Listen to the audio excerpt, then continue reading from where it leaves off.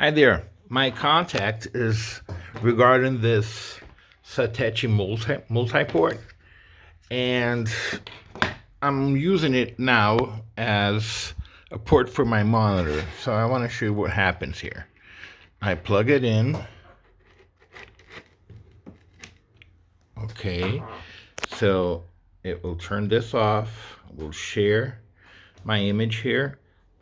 And whatever small, any small contact to the port,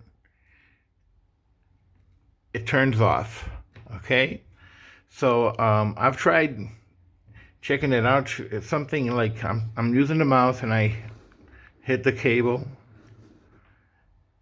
it turns it off. And sometimes it doesn't really come back, and it changes the configuration. I tried stabilizing this part here to see where the defect is, and I believe it's over here on this part here. Is there any way that you guys can help me out?